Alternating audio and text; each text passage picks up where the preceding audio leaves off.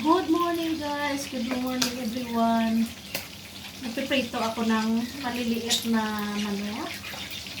Ayan, kasi ilagay ko sa gulay. Mag-ano ako maggawa ng gulay na luto na ito guys, magluto tayo ng chop suey. Pero ito ginawa ko, oh. Yung nilagyan, inano ko muna sa flour. Ayan. Ito ang sahog ko sa chop suey at saka yung itlog ng pugo. Itlog ng pugo yung i-ano natin sahog sa chop suey. Babalikan ko kayo mamaya. Guys, ito nilagay ko na yung sibuyas at saka bawang. Yan, magigisa na tayo. Tapos sunod nito yung mga mga gulay-gulay. Pasensya na kayo guys.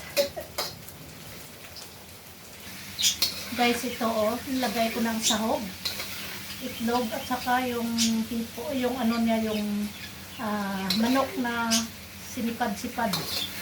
Yung binabad ko ba? Yung pinirito ko na manok. Ayan. Tapos guys, lagyan natin ng oyster sauce. Galing ito sa Indonesia. Yan, lagyan natin oyster sauce. Tsaka kunting toyo.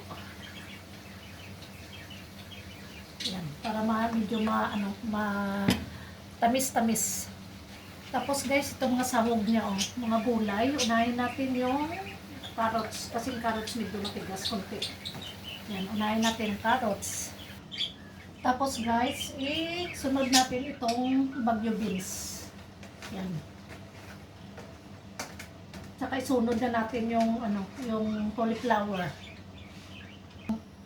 Ilagay na natin ang cauliflower para sunod-sunod na yung luto nila.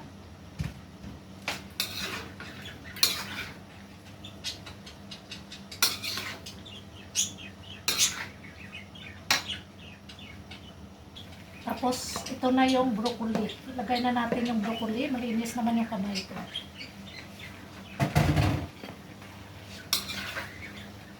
Yan ang broccoli. Sunod-sunod na yung pagluto nila ba. Half cook lang natin. Half cook. Yan.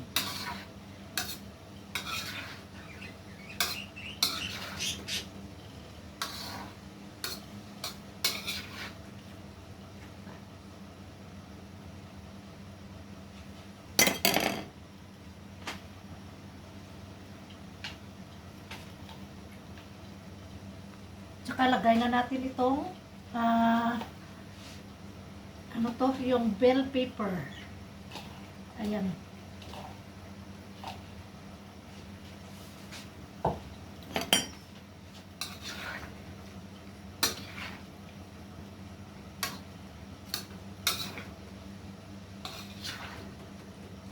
Ayan na siya guys. Ayan na guys, luto na siya. Half cook lang tayo. Ayan na guys, so nilagay kong cabbage. Ngayon ko na lang ilagay, tapos patayin ko na lang. Initin ko na lang mamaya. Ayan, para hindi siya malata. Hindi ma-overcook ba. Ayan, yung chop suey natin.